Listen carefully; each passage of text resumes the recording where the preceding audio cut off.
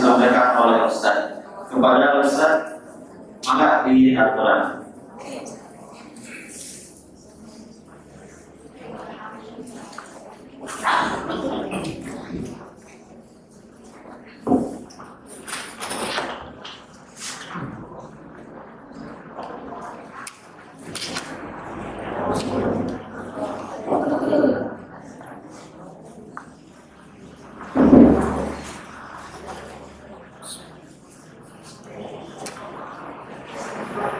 Innal hamdalillah nahmaduhu wa nasta'inuhu wa nastaghfiruh wa na'udzu billahi min shururi anfusina wa min sayyiati a'malina. May yahdihillahu fala mudilla lahu wa may yudlil fala hadiya lahu. Asyhadu an la ilaha illallah wahdahu la syarika lahu wa asyhadu anna Muhammadan abduhu wa rasuluhu alladzi la nabiyya ba'dahu, amma ba'du. Alhamdulillah, bersyukur kehadirat Allah Subhanahu wa Ta'ala. Pada pagi hari ini kita dapat berkumpul kembali, bermuajah dalam rangka melaksanakan salah satu tugas dan kewajiban kita, yakni melaksanakan thalabul ilmi. Penata acara tadi sudah menyampaikan kalau saya di kelas memang sering berpantun. Sekarang tidak akan berpantun, tapi diingatkan, jadi harus menyampaikan pantun dulu. Boleh kok? Jadi spontan saja pantunnya. Pagi-pagi sarapan bubur, setelah itu pergi mengaji. Lebih baik kita bersyukur daripada nawalah. Lebih baik kita bersyukur daripada sulit hati, ya. Bapak dan Ibu sekalian, hanya menyampaikan dan meluruskan apa yang telah kita bahas, kalau tidak salah sebelum muktamar waktu itu. Jadi berarti sekitar 6 atau 8 bulan yang lalu saya sudah menyampaikan tentang hasil kehidupan manusia atau tahapan kehidupan manusia. Bapak dan Ibu sekalian, jika dengan materi ini sudah lupa wajar, lainnya ibu-ibu juga bapak-bapak lalu terbohongan. Justru aneh kalau ibu-ibu bapak-bapak dari anak tua tos wajar. Ibu-ibu sama bapak-bapak tos sudah hilapan. Karena saya tengok. Lalu suami ibu-ibu tampil hilap, tukang sorabi, ayam nganjuk sorabi nanti 10.000, tos 5 tahun kita sini tukang sorabi tinggal kene kamu nganjuk 10.000. Jadi lalu ditelaah diteliti pasti umpami ibu-ibu bapak-bapak tampil hilap.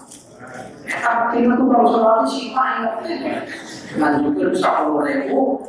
Pas datang ke 5 tahun lanjutnya jadi kaki, artinya ini karena firman berkonya.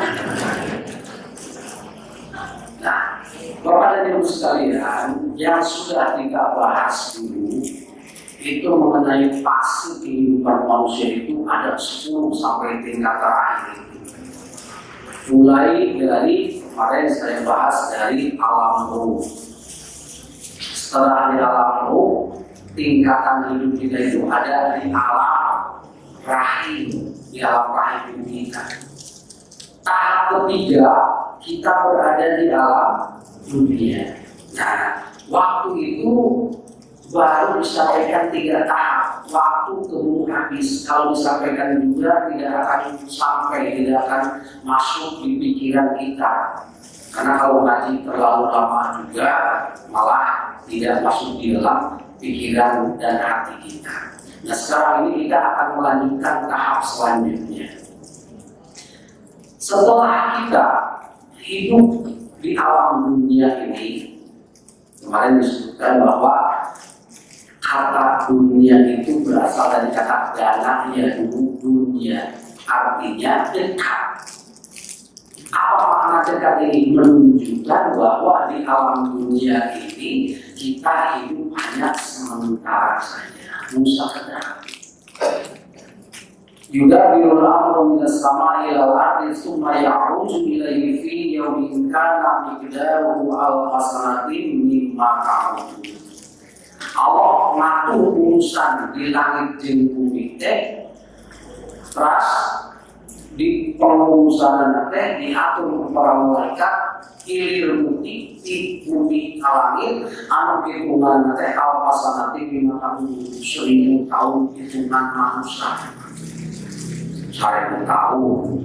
Nah, menunjukkan kita tidak bisa ada waktu selain di alam dunia ini yang menurut kita hitungan di alam dunia masa 1000 tahun, ternyata ukuran ukhrawiyah, ukuran ganimah katanya syukur sebentar saja. Artinya apa? Kita hidup di alam dunia ini memang hanya sebentar. Apalagi kalau kita kaji sekarang, menurut penelitian usia harapan hidup manusia di zaman sekarang ini hanya sampai 70 tahun. Terus hanya itu untuk saya 80 tahun lainnya di sana. Rata-rata ibu-ibu anu naos lagi wae dan tinggal usia 80 tahun. Tinggal 45 tahun ke atas.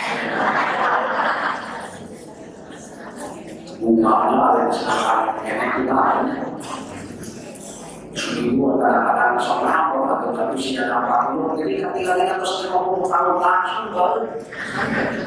Tapi kalau kita 30 tahun, jadi malah kita itu sholat 45 tahun langsung segala kita keluar itu disuguhkan. Hidup di alam dunia apalagi dengan zaman sekarang ini, usia harapan hidup kita itu ternyata hanya rata-rata 70 tahun. Dibandingkan lagi dengan kehidupan yang akan lebih abadi, lebih lama lagi di akhirat, kita hidup di alam dunia ini hanya sekali hidupnya saja. Setelah itu mana? Setelah itu kita semuanya tanpa kecuali akan dipanggil oleh Allah Subhanahu wa Ta'ala. Kullu nafsin dha'iqatul maut. Setiap yang berjiwa, yang bernyawa, dha'iqatul maut, akan merasakan maut. Dha'iqah itu menurut para ahli tafsir diartikan mencicipi. Dalam arti ketika orang yang dalam posisi sakaratul maut, dia sudah mencicipi dha'iqah. Bagi orang yang beriman, dia pasti akan mencicipi rasa kenikmatan masuk ke alam kubur, masuk ke alam akhirat.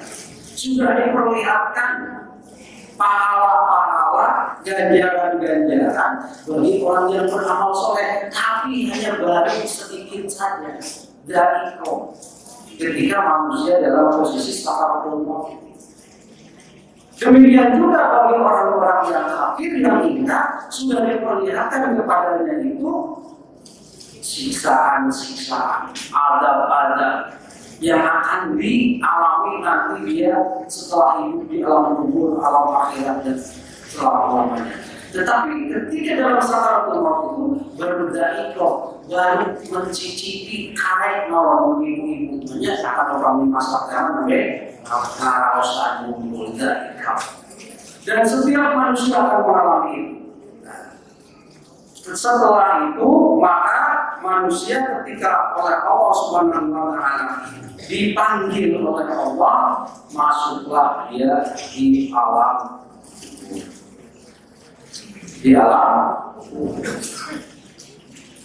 alam kubur ini.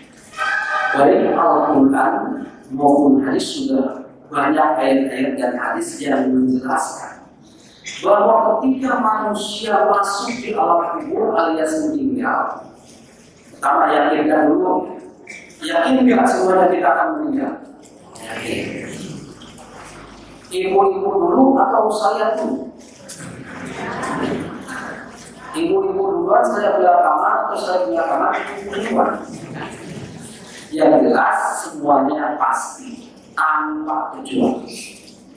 Saya sudah menyampaikan setiap peristiwa yang pasti terjadi hakikatnya adalah dekat. Jadi mau bakal karandapan baris kasoran hakikat lama deket ayat di paling namanya usia tua pasti terjadi, maka usia tua pada hakikatnya adalah dekat. Kematian adalah pasti bakal terjadi, maka kematian itu hakikatnya adalah dekat. Yaumul Qiyamah, hari kiamat, walaupun menurut para ahli sains itu masih lama, masih ribuan tahun yang akan datang katanya. Hancurnya alam ini karena alam masih berada dalam rotasi berputar dengan sistem yang masih teratur, yang masih rapi, sehingga alam dunia ini kiamat nanti masih lama. Tetapi karena itu pasti terjadi, maka pada hakikatnya adalah dekat. Jadi apapun peristiwa yang akan terjadi, pasti terjadi, hakikatnya adalah dekat. Kematian itu hakikatnya dekat, ada di tubuh mata kita, ada di depan mata kita. Tapi kadang-kadang kamu kurang tinggali atau di papangu dina pasaran, dina hati, sok asal batu mulai mau. Padahal malah kita oke terus intik buku kita. Pada masuk ketika di alam kubur itulah manusia siapapun sudah bisa melihat bagaimana masa depannya ini. Sini, jadi tadi ada yang menanyakan jamaah, makalahnya sudah saya himpun dalam buku ini. Dalam buku ini berjudul menyambut maut. Ini bukan dibahas supaya nanti ya, supaya lebih penasaran untuk membaca buku ini. Untuk membaca buku ini berarti harus memiliki. Untuk memiliki buku ini berarti harus memiliki. Nah, di dalam buku ini saya uraikan. Jadi ketika manusia itu sudah masuk di alam kubur, di situ sudah diperlihatkan. Salah satu ayat yang berbunyi itu qad ya'isu minal akhirati kama ya'isal kufaru min ashabil qubur. Jadi sesungguhnya mereka orang-orang kafir itu telah berputus asa terhadap negeri akhirat sebagaimana orang-orang kafir yang telah berada dalam kubur berputus asa. Dalam arti orang kita ketika berada di alam kubur sudah bisa melihat bagaimana masa depan kita, bagaimana alam yang akan kita tempuh. Kan setelah alam kubur ini diuraikan tahap kehidupan kita itu menghadapi yaumul qiyamah. Setelah yaumul qiyamah kita berada di padang mahsyar. Setelah ada di padang mahsyar kita akan mengikuti suatu penilaian dari Allah, timbangan yang disebut dengan yaumul hisab, kemudian yaumul mizan. Setelah itu akan melewati yang disebut dengan as-sirat, jembatan, dan di situ baru berakhir apakah surga dan neraka. Itu tahapan kehidupan manusia itu seperti itu. Terus itu tadi punya siapa? Terus di alam kubur, terus terjadi yaumul qiyamah. Terus yaumul qiyamah kita berada di mana? Padang mahsyar. Terus di padang mahsyar kita berada atau mau diangkat dulu yaumul hisab, yaumul mizan. Setelah yaumul mizan, yaumul hisab. Setelah yaumul hisab masuk dalam suatu titian yang disebut dengan sirat. Kadang-kadang disebut jembatan sirat mustaqim, tapi di dalam hadis disebut as-sirat saja.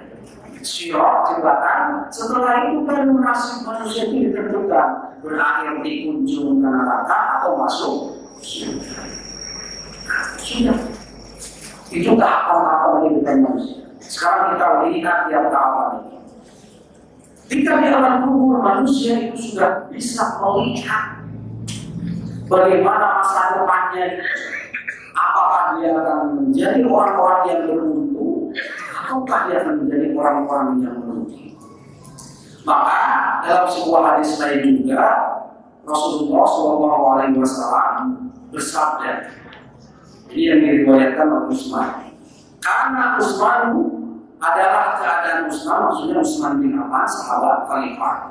Idza waqafa ala qabrin, apabila dia itu berada di atas kuburan, maka hatta yaqula liyatan, beliau menangis sampai air matanya menetes ke jenggotnya. Namun yang sedang berada di atas di sekeliling kuburan. Hari ini kuburan kadang-kadang seperti pakai nama di Jogja pola nantrinya di Bandung kadang-kadang pakai bubu. Mudah-mudahan gaya di rumahnya. Langkring remaja-remaji pemuda-pemudi kalau dari artinya lain gitu mah itu maksudnya. Padahal Utsman bin Affan, salah seorang anak sahabat, ketika beliau berada di atas kuburan itu, maka hatta yaqula liyatan, beliau itu menangis sampai air matanya itu jatuh ke jenggot. Air ulang jadi sok pakai kala jenggot. Saking naon itu gambarannya. Saking banyaknya air mata dalam materi dari cuma gambar seperti kan tidak seperti ngomong lamun cirambainya pusaka mampi rambai saya mirambai zaman Islam. Fakir lahu uzkarul jannah wa naru fala tabki wa tabki min ada faqala inna Rasulullah sallallahu alaihi wasallam qala innal qabra awwalu manzilin min manazilil akhirah fa in naja minhu fama ba'dahu aisaru minhu wa illam yanju minhu fama ba'dahu asyarru minhu. Jadi dikatakan kepada beliau itu tentang surga dan neraka, tapi beliau tidak menangis.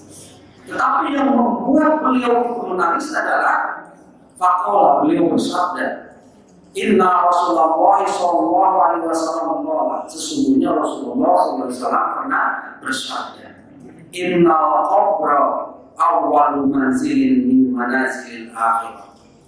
Sesungguhnya kubur itu, alam kubur itu adalah awal dari persinggahan atau rumah pertama min manazilil akhirah, dari rumah-rumah atau dari persinggahan yang akan dilalui sampai ke negeri akhirat. Jadi artinya apa? Alam kubur ini baru rumah pertama, baru tahapan pertama, baru titian pertama untuk melanjutkan rumah-rumah selanjutnya atau tahapan selanjutnya. Fa'inna jaminhu, apabila di dalam kubur itu sudah ada di dalam kebaikan, sudah ada di dalam kemenangan, sudah diringankan, sudah diperlihatkan oleh Allah mengenai amal-amalan yang akan diterima, fama ba'dahu aisaru minhu, maka setelah itu dia akan melewati suatu keadaan yang mudah sesudahnya. Jadi lalu di dalam kubur kena tinggali caraan dari budaya, terus tinggali nikmat kubur, maka dia akan melewati jalan selanjutnya itu dalam keadaan mudah. Di alam kubur terus tinggali. Wa lam yanju minhu fama ba'dahu asyaddu minhu. Tetapi sebaliknya apabila masih di dalam kubur itu sudah kelihatan bakal siksaan atau sudah terasa siksaan-siksaan, maka dia akan mendapatkan perjalanan dan siksaan yang lebih berat lagi sesudah di alam kubur sudah kelihatan. Maka bagi kita sekarang ini kewajiban kita terhadap orang-orang yang sudah meninggal itu, apalagi orang tua kita, selalu tidak mendoakan mereka. Dan salah satu ciri anak yang soleh itu adalah dia bulan, anak yang senantiasa mendoakan kepada kedua orang tuanya. Qala, kemudian Utsman berkata, wa qala Rasulullah, dan Rasulullah pun kemudian berkata, ma ra'aitu manzaran qattu ila qabru afrahu minhu. Kata Rasul, tidak ada lagi pemandangan yang paling mengerikan selain dari proses pemakaman, selain dari proses ketika seseorang masuk ke liang lahat. Itu adalah pemandangan yang paling mengerikan. Aina yang mengerikan rumah, asup karena liang kubur, sorangan, ruangannya sempit, terus itu dikurung, diinjak-injak, poek, berenangnya, ngeri tidak? Ngeri. Maka juga digambarkan di dalam buku ini supaya dia dalam materi-materinya singkat dan mungkin ada resumur dari buku. Digambarkan pula bagaimana sebenarnya manusia menghadapi sikap manusia dalam menghadapi kematian itu. Ada 5 sikap. Nah, di mana kita dalam proses menghadapi kematian itu, sikap kita itu, mana sikap kita?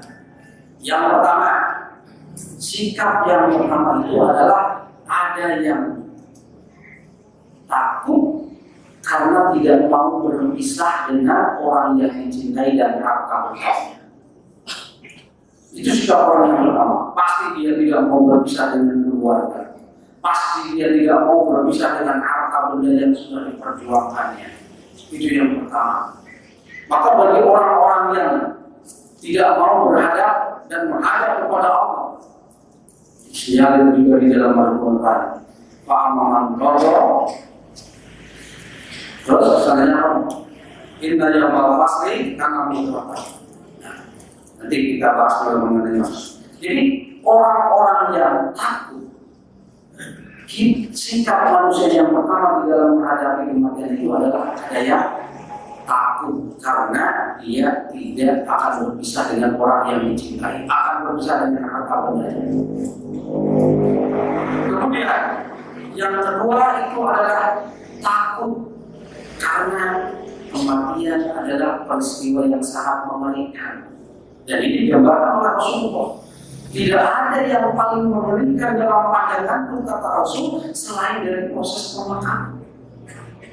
Itu yang kedua. Yang ketiga, takut karena belum merasa punya bekal. Nah, ini sudah ada pentingnya. Jadi, kami bapak-bapak di Taros, bapak siun mau, siun nanti nyata akan gaduh, pertama terus lumayan sakit. Yang paling parah itu adalah yang takut karena berpisah dengan orang yang dicintai dengan harta benda. Itu masih tahap ketakutan yang paling mudah. Tapi kalau sudah mulai takutnya itu takut dari bapak macam ada Tuhan bekal. Sikap yang ketiga. Yang keempat juga masih bagus, lebih bagus. Takut karena dirinya terhimpun atau berkumpul dengan dosa. Masih punya dosa dan lupa. Nah, ini yang kelima. Mudah-mudahan jamaah pengajian ini termasuk kelompok yang kelima. Maka di dalam buku ini juga diberikan bagaimana supaya persoalan maut antari Nabi kasih membangkitkan, membuat kita siap. Itu maksud tulisan dalam. Karena setiap orang ketika ditanya persoalan kematian pasti takut. Anjing merah di balik itu lupa. Nah, siapa cilmu anjing. Kalau kurang lupa batu itu langsung lupa. Apa? Secara manusia makhluk hidup itu takut dengan mati. Tidak ada yang tidak takut dengan mati, termasuk binatang sekalipun. Kucing, sopi, amang-amang langsung gitu, langsung lupa. Manusia juga sama. Tetapi kalau manusia ada yang kelima itu, ada yang pasrah disertai dengan persiapan. Pasrah disertai dengan persiapan. Untuk sampai kita memiliki sikap mental menghadapi kematian yang seperti ini, tentu bukan sekali jadi. Perlu apa? Perlu pembinaan. Perlu apa? Perlu kajian. Perlu taklim. Perlu mendengarkan pengajian-pengajian terus. Jadi disebut ngaji mati. kita menjadi seperti sekarang ini.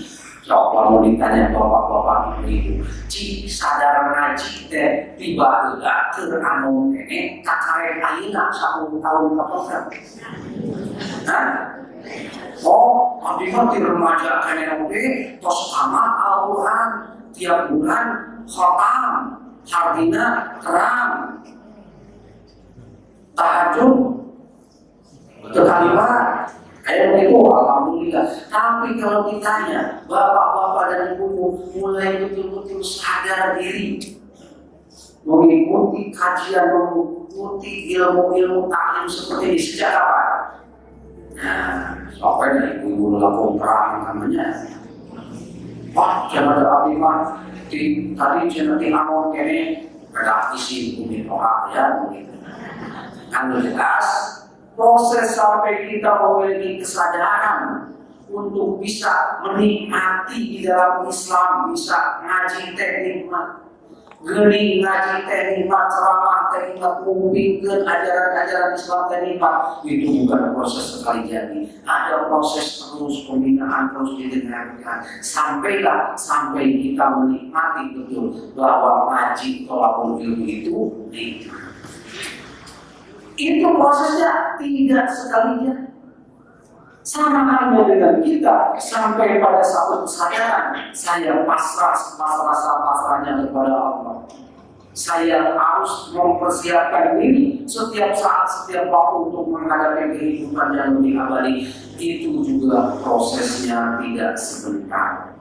Melalui proses rutinitas ngaji seperti ini. Jadi artinya apa? Artinya kita ngaji dan kadang-kadang berbalas sering disebutkannya. Kalau ngaji itu tujuannya hanya sekedar untuk memenuhi kebutuhan kognitif akliyah kita, nalar kita, kadang-kadang akhirnya diterang ke Ustaz, begitu datang ke imam terus hilang. Iya memang datang ke imam karena di luar ngaji semua. Dulu di bawah memang luar bohong. Tapi bukan hanya hadirnya ibu bapak di setiap majlis, di setiap tolakul ilmi, ini adalah menunjukkan posisi batin dan keyakinan bapak ibu bahwa menuntut ilmu, bahwa saya memang sudah berada nikmat dalam kondisi mendapatkan hidayah dari Allah. Urusan pokok lima kan baik, gak lupa juga pokok itu era-era. Ya, syukur kalau setiap apa yang disampaikan itu dipahami. Setelah dipahami, dihayati, masuk ke dalam dada. Setelah dihayati, baru diamalkan. Jadi memang harus ya, dimiliki pemikiran tapi kali amal gede jarak mana jauh. Maka sering mahasiswa bertanya kepada saya, Pak, kenapa ya di kita itu pengajian banyak, di radio, di televisi, di Instagram, di WA, di berbagai media, apalagi sekarang zaman HP, zaman WA dan sebagainya. Tapi kenapa belum ada perubahan sikap? Saya jawab begini. Jadi tidak dalam teori komunikasi, tidak setiap yang terdengar itu didengarkan. Tidak setiap yang didengarkan itu dipahami. Tidak setiap yang dipahami itu dihayati. Tidak setiap yang dihayati itu diamalkan. Jadi jauh antara mendengar sampai pada tingkat pengamalan itu, tahapannya itu beberapa kali tahapan. Soalnya beribadah saya. Akhirnya ngawas terdengar, aku pindah. Aku pindah enggak? Aku pindah, alhamdulillah. Ayat di hiji tempat, ayat pengawasan, aku pindah, tapi dari aku pindah. Ayat. Tak, ibadah. Akhirnya seperti itu. Ibadah saya berceramah, ngaji, aku pindah, di kuping. Tak, pertaruhan saudara, nanu ibu-ibu di kuping teh ke atas, alhamdulillah. Atasnya umama, uyeno, ulu kita, uemutan, atas. Tapi pertanyaan selanjutnya, apakah yang dipahami itu dihayati? Asup pada dada. Jangan kampus rumahnya tapi termasuk anak. Ini ditaruhkan itu kalau karena mata atau karena dada dinayati itu, tapi apakah setiap yang dihayati itu menjadi amalan langsung? Belum tentu. Nah, ya kan dimimiti pintu naos ketika jadi amalan teh perlu dilatih, kedah hartos, kedah dihayati, kedah datang amalan. Ya itu. Maka kemarin kata jawaban pribadi suami hanya mahasiswa yang bertanya seperti ini. Memang kenyataannya seperti itu. Nah, selanjutnya ini baru di alam kubur, sedangkan kita akan sampai kepada alam akhirat. Setelah manusia meninggal, tinggal menunggu satu hari yang disebut dengan hari kebangkitan atau yaumul fasli atau hari kiamat. Di dalam Al-Quran disebutkan ini di dalam surat An-Naba. Surat An-Naba itu berarti surat pertama di juz ke-30. Ini kalau kita di pesantren ini kan salah satu bagian dari surat yang asli kalau sudah dihafal, karena pertama sebelum mengingat dan menghafal surat-surat yang lain di juz ke-30 itu surat An-Naba dulu. Di dalam surat An-Naba ayat ke-17 itu Allah Subhanahu wa taala berfirman, "Inna yaumal fasli kana miqata." Sesungguhnya hari keputusan yang disebut dengan hari kiamat adalah suatu waktu yang ditetapkan. Yauma yunfakhu fis-suri fatakuna afwajan, yaitu hari yang pada waktu itu ditiup sangkakala lalu kamu datang berkelompok-kelompok. Wa futihatis sama fakanat abwaba, dan dibukalah langit maka terdapatlah beberapa pintu. Wa suyiratil jibal fakanat saraba, dan dijalankanlah gunung-gunung maka menjadi fatamorgana lahir. Dalam surat ini, surat An-Naba, dalam tafsir Al-Qurtubi dijelaskan Mu'ad bin Jabal bertanya kepada Rasulullah, yaitu tentang ayat yang ke-18. Jadi Mu'ad bertanya, "Ya Rasulullah, apa maksud ayat yang ke-18 itu? Yauma yunfakhu fis-suri fatakuna afwaja." Yaitu pada hari itu mereka ditiupkan, atau yang hari itu pada waktu itu ditiup sangkakala lalu kamu datang berkelompok-kelompok. Mendengar pertanyaan itu, Rasulullah tidak menjawab. Malah Rasulullah menangis. Maka Mu'ad bin Jabal bertanya, "Kenapa ya Rasulullah saya tanya tentang maksud ayat yang ke-18 ini malah menangis?" Maka Rasul menjawab, "Bagaimana saya bisa menjelaskan ayat ini? Apa gerangan yang terjadi pada ayat ini ya Rasulullah?"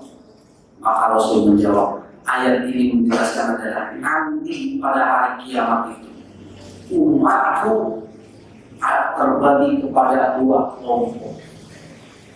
Ada yang celaka, ada yang selamat.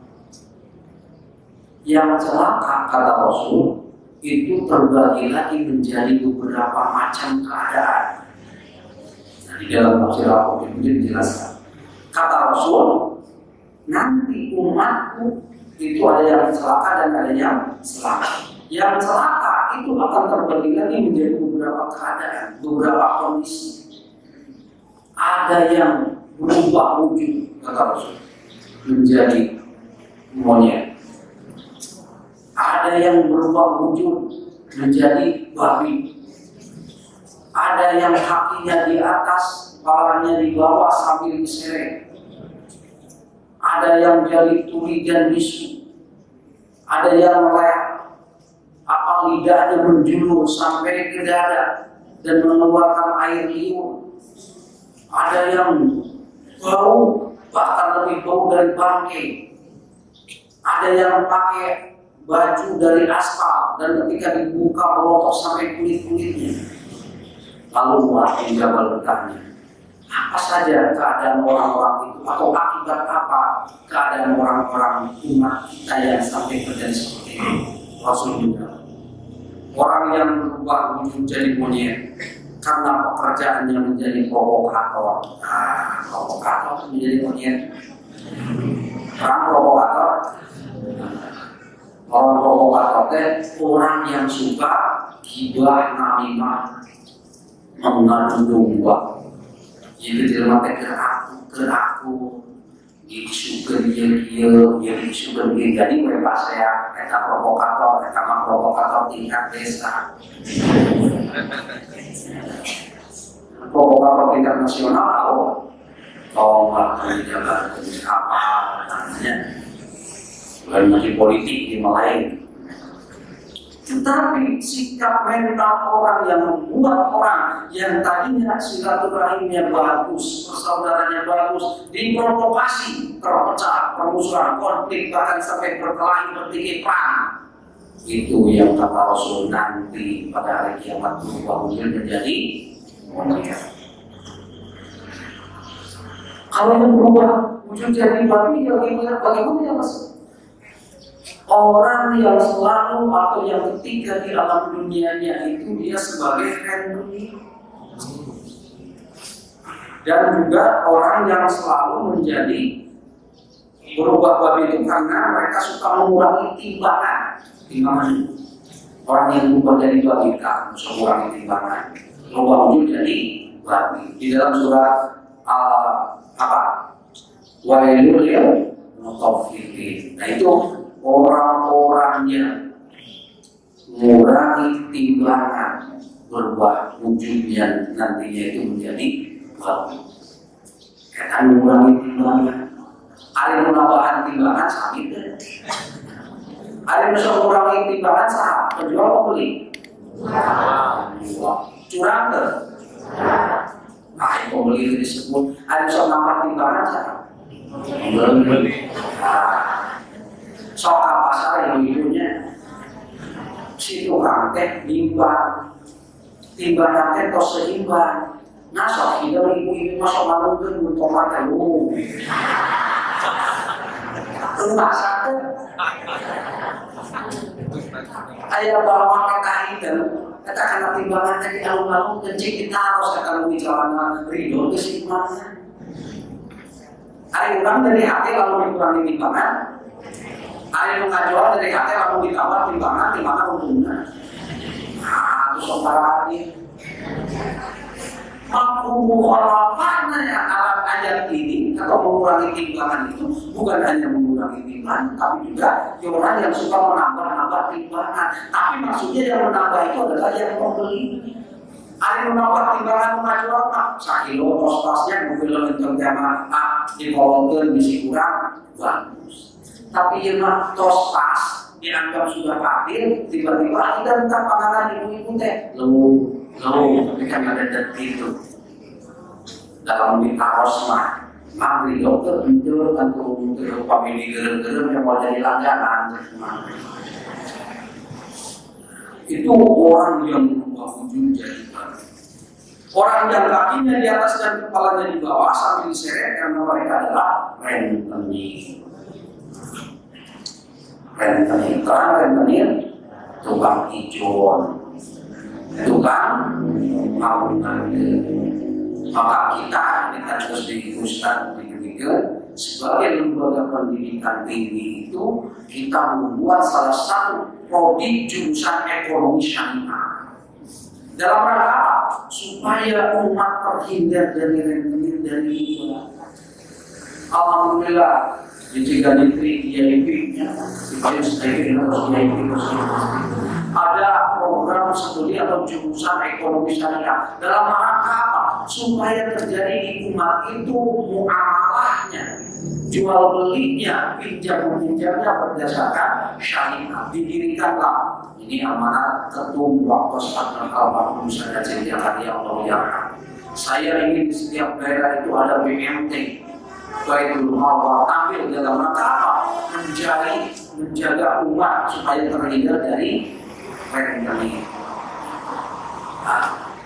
Kemudian kata Rasul, orang yang menjadi buta pada waktu di dunia dapat melihat karena mereka tidak adil dalam menentukan perkara.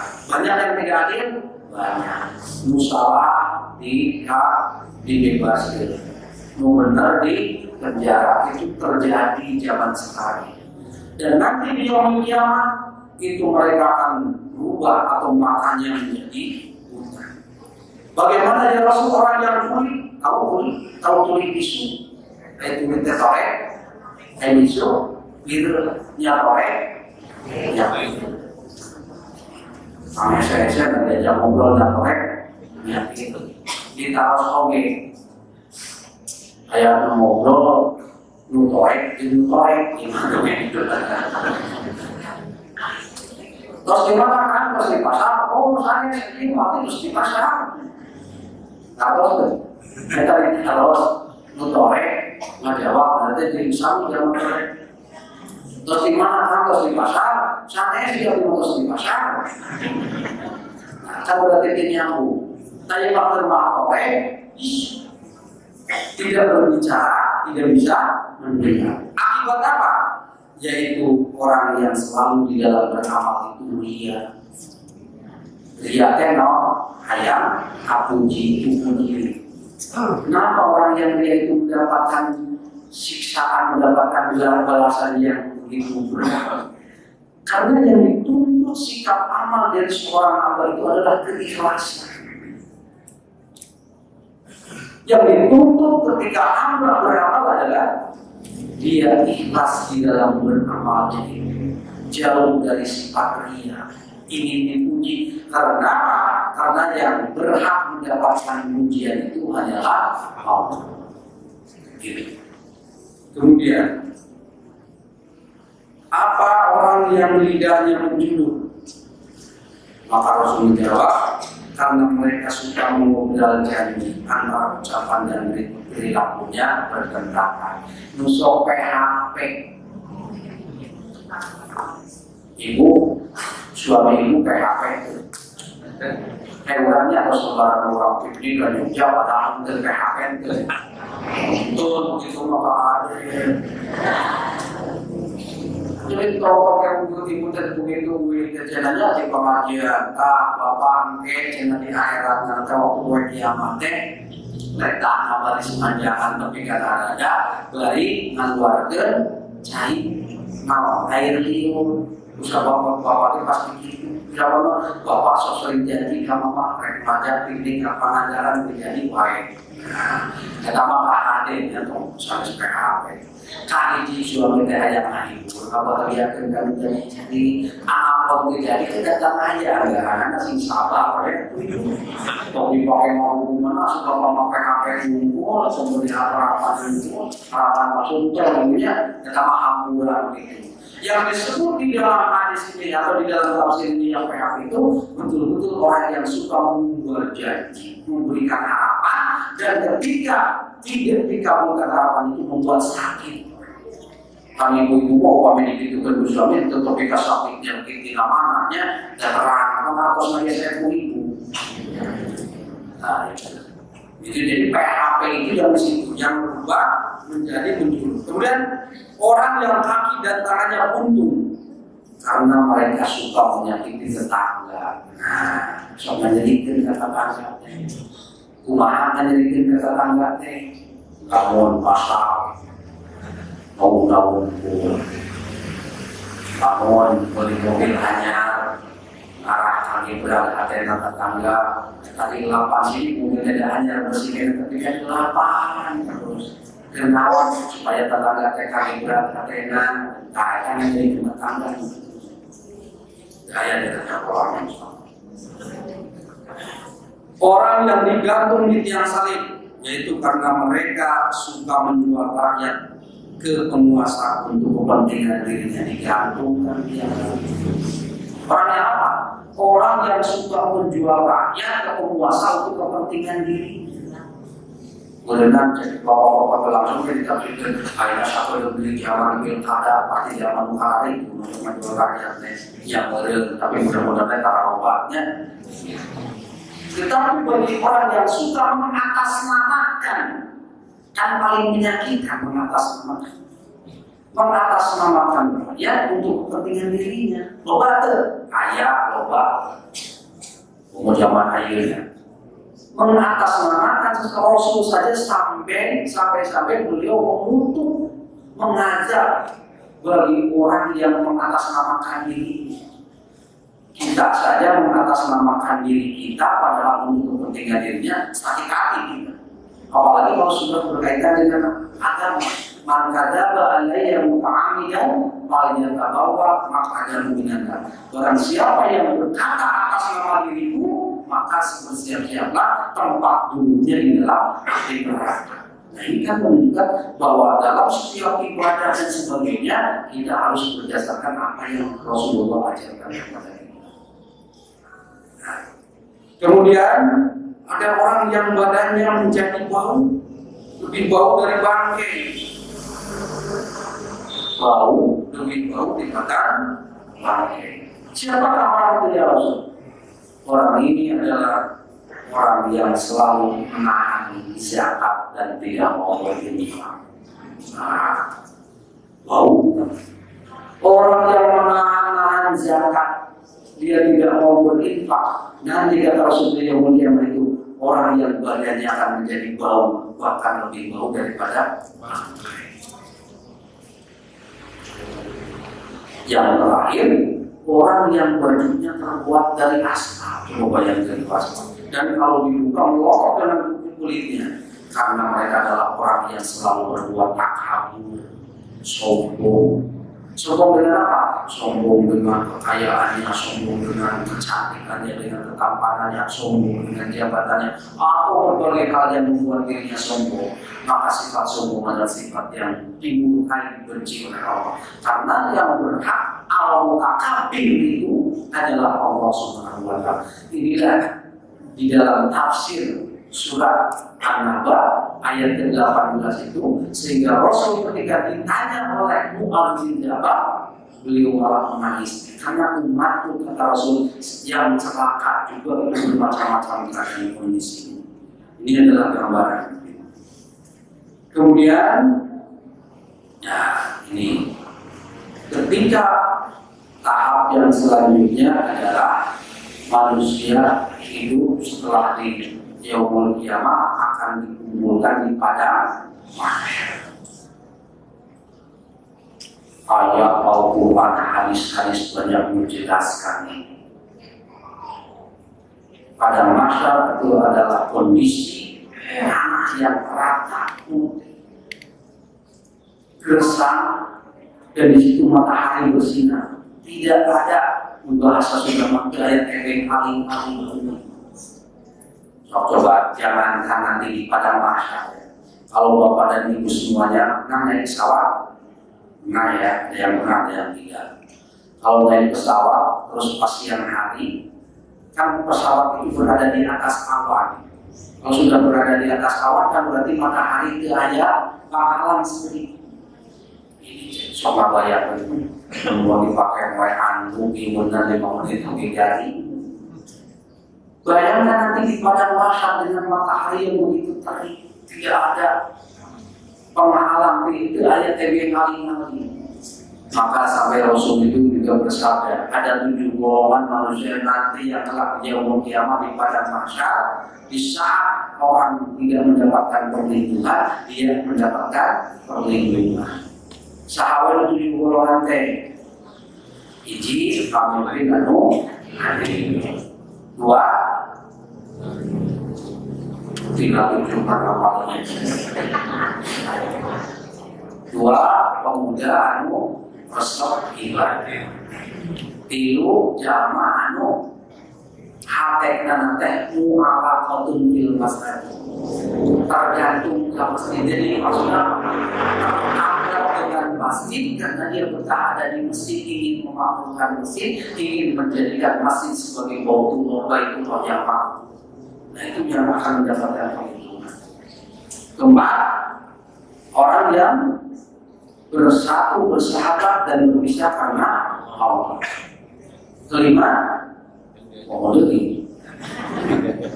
orang yang ketika dia beramal itu dia itu beramal dengan tangan kanan, tidak diketahui dengan tangan kirinya. Kedua, Dua dari kagenap sama ketujuh wali jalan tenaga buku itu di padang mahsyar. Yaumul mizan. Yaumul mizan itu adalah tahap di mana manusia ditimbang, dikilo. Kalau yaumul hisab dihitung secara kuantitatif, yaumul hisab dihitung, ditimbang. Di dalam ayat-ayat Al-Quran disebutkan fa'amma man saqulat mawazinuhu fahuwa fi syai'in radiyah wa amma man khaffat mawazinuhu fa ummuhu hawiyah. Dan ada orang-orang yang berat timbangan kebaikannya, maka dia berada dalam kehidupan yang memuaskan. Tapi juga dan ada orang-orang yang ringan timbangan kebaikannya, maka tempat kembalinya adalah neraka hawiyah. Jadi dalam tos ditimbang berat kakenca, loba kene amal gorengan, maka mereka berada di neraka. Yaumul hisab. Yaumul hisab itu hari perhitungan. Ini nama lain dari hari kiamat. Hari perhitungan. Maka di dalam salah satu doa itu, di dalam yaumul hisab itu, Rasulullah Al-Quran mengajarkan kepada kita supaya apa? Supaya kita berdoa. Rabbana firli wali walidayya walil mu'minina yawma yaqumul. Insyaallah pas diringkas saja yaumul hisab, yaumul mizan itu disebut hari timbangan, di mana kita ditimbang seluruh amal perbuatan. Kemudian yaumul hisab itu hari perhitungan. Jadi dihitung, dihisab sekarang dihitung, di kilo, sekarang di etan, itu dicatat. Dan yang selanjutnya kita akan melewati yang disebut dengan jembatan Sirat. Nah, di dalam hadis dijelaskan ini hadis yang paling panjang yang diriwayatkan oleh Bukhari dan Muslim. Yang saya tahu ini adalah hadis tentang ketika manusia melewati jembatan Sirat ini. Ini hadisnya paling panjang. Intinya di dalam hadis ini dijelaskan bahwa orang-orang para penyembah matahari, penyembah binatang, penyembah berbagai macam berhala itu sudah sejak awal dia dimasukkan ke dalam neraka. Demikian juga di dalam Sahih Muslim itu dijelaskan bahwa orang-orang Yahudi dan Nasrani masuk ke dalam neraka. 3 orang yang mungkin. Tetapi orang yang mukmin juga itu terbagi kepada 2 golongan. Ada orang yang mukmin benar-benar berada di dalam keimanannya, istiqomah. Ada orang-orang mukmin yang fajir, selalu berbuat dengan dosa. Maka bagi orang-orang yang mukmin yang istiqomah itu adalah orang-orang yang ketika melewati sirat itu digambarkan pada yang seperti kilat. Ada yang seperti burung terbang, ada yang seperti orang yang naik kuda, ada orang yang seperti berlari-lari. Itu orang-orang yang mukmin. Padahal dalam posisi jembatan Sirat itu adalah titian yang licin, yang di situ kanan kiri ada duri-duri terbuat dari besi, kata Rasul. Dan duri-duri itu siap mengait siapa yang melewati. Maka digambarkan orang-orang yang mukmin yang amal perbuatannya atau malah lebih banyak amal fajirnya, amal dosanya itu terkait dengan duri-duri dari besi itu dan masuk ke dalam neraka. Sementara orang-orang mukmin itu digambarkan oleh Rasulullah, mereka melewati seperti ada yang seperti angin, seperti kilat, seperti burung terbang, seperti orang yang naik tunggangan. Artinya apa? Cepat, lancar. Tetapi juga dalam mungkin karena amalnya kurang, digulawi. Suatu saat ketika sudah masuk juga semuanya, ada orang mukmin yang dia itu berjuang meminta kepada Allah. Ya Allah, orang ini telah sholat bersama saya, mereka telah berpuasa bersama saya, telah berhaji bersama saya. Maka kemudian baru dikeluarkan. Orang itu adalah orang yang seimbang antara amal kebaikan dan amal keburukannya, dijain oleh Allah. Tapi dalam kondisi tos, Jadi kalau di dalam hadis dijelaskan orang mukmin itu akan masuk surga, iya insya Allah. Karena sudah sangat jelas, barang siapa yang di dalam tubuhnya terucap ada kalimat la ilaha illallah, akan masuk surga. Tapi kadang-kadang sok dipakai dalih, nanti boy, jangan ada orang mukmin mah akan bakal masuk ke surga. Iya, betul kalau berdasarkan hadis ini. Tetapi proses masuknya ini yang harus kita lihat. Proses masuknya itu digambarkan di dalam hadis ini adalah orang-orang yang sudah melewati sisaan begitu berat, nembe atau tersebut. Itu pun setelah ada syafaat dari malaikat, dari para nabi, dari orang-orang soleh. Nah, oleh karena itu maka harapan kita untuk selama hidup kita ini Allah mengampuni dosa-dosa sehingga kita dapat terhapus dosa-dosa ditutup oleh Allah, sehingga ketika kita melewati perjalanan panjang terutama titian sirat itu kita berada dilancarkan oleh Allah Subhanahu wa Ta'ala. Ini salah satu yang harus menjadi catatan. Nah, oleh karena itu sebagai penutup supaya kita tenang ya, karena ini apa yang digambarkan ini yang menakutkan supaya menjadi tampil, menjadi peringatan bagi kita. Tetapi selain peringatan juga ada wasyir, ada kabar gembira. Kabar gembiranya apa? Kabar gembiranya adalah coba kita baca silakan di rumah nanti surat Fussilat surat 41 ayat 30. Apa bunyinya?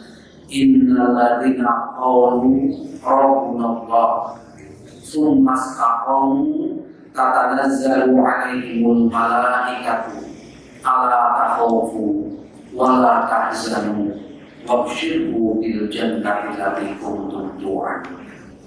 Sanyana jalma-jalma anu nyarita Rabbunallah, pangeran kami Allah, tsumma istaqamu, kemudian mereka itu istiqomah. Tatanazzalu 'alaihimul malaikah, maka turun para malaikat pada orang yang istiqomah. Apa yang dikatakan malaikat itu? Allah takhafu wa la tahzanu. Janganlah kalian menjadi orang-orang yang penuh dengan ketakutan, dan janganlah kalian menjadi orang-orang yang bersedih hati.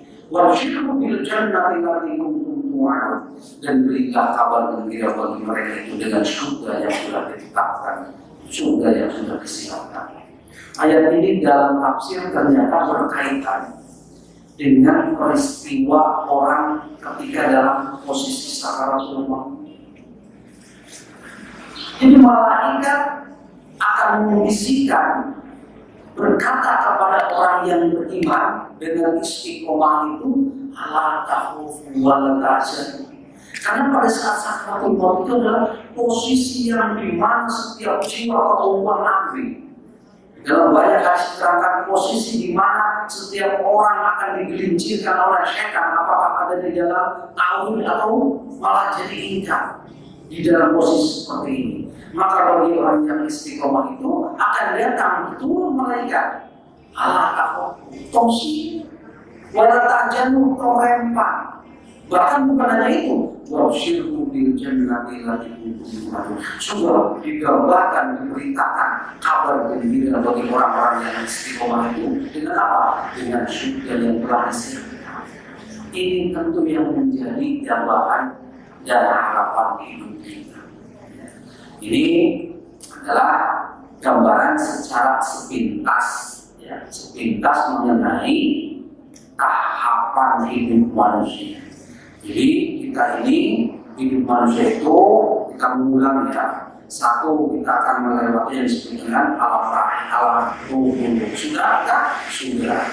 Sudah melakukan perjanjian dengan Allah akan bertawin kepada Allah. Sudah. Adapun kita ingkar itu urusan kita.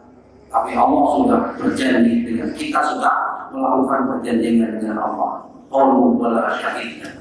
Kami bersaksi bahwa Engkau adalah Tuhan kami, dalam arti ketahuinya. Di alam lain kita sudah berada di alam rahim ibu kita, sudah ditetapkan kepada kita mengenai baik buruk kita. Tinggal kita ikhtiar, tinggal kita kasar dan usaha supaya kita berada di dalam kebaikan. Kita sekarang berada di alam dunia. Alam dunia itu hanya sebentar saja dan hanya dunia. Setelah alam dunia, alam kubur. Alam kubur terjadi hari kiamat. Setelah hari kiamat kita berada di padang mahsyar. Setelah di padang mahsyar kita ditimbang di suatu hari yang disebut dengan yaumul hisab dan yaumul mizan. Setelah itu kita akan melewati hidayah yang disebut dengan sirat. Apakah kita selamat atau tidak? Mudah-mudahan kita termasuk orang yang selamat dan berakhir di ujung dan di akhir kehidupan itu, yaitu di alam akhirat, berada di surga jannatul. Itu harapan kita.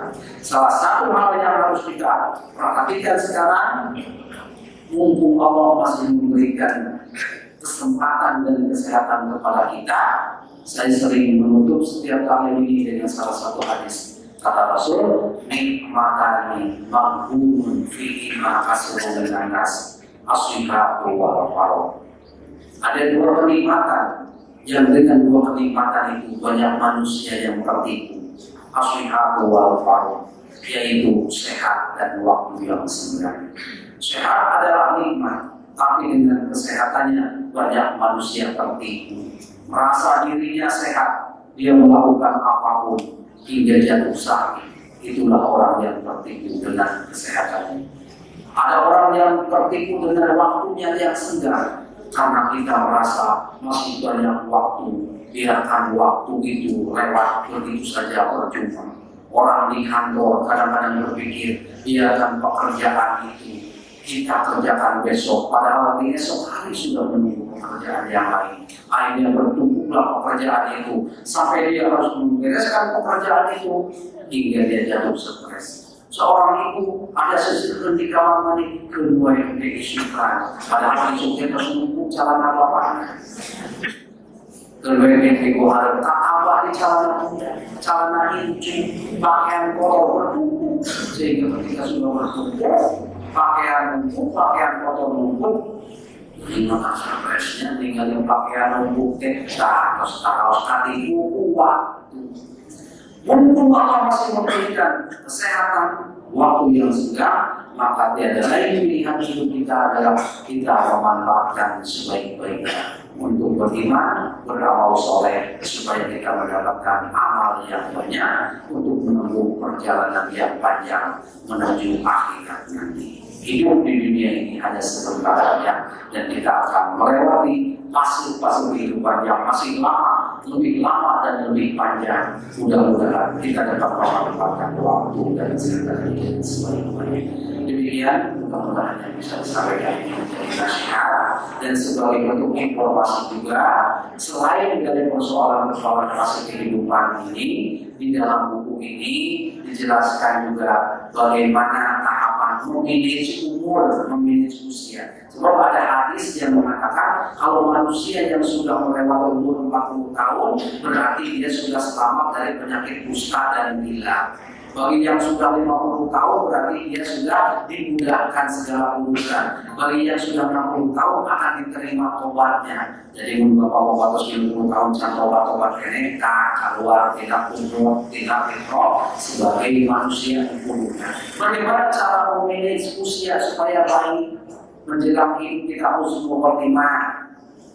Awas ini, insya Allah menjadi panduan yang kita apa ini saat itu tapi itu mudah-mudahan saya boleh sampaikan itu saya aku berhadap wassalamualaikum Rabbana atina fid dunya hasanah wa fil akhirati hasanah wa qina adzabannar. Wassalamualaikum warahmatullahi wabarakatuh.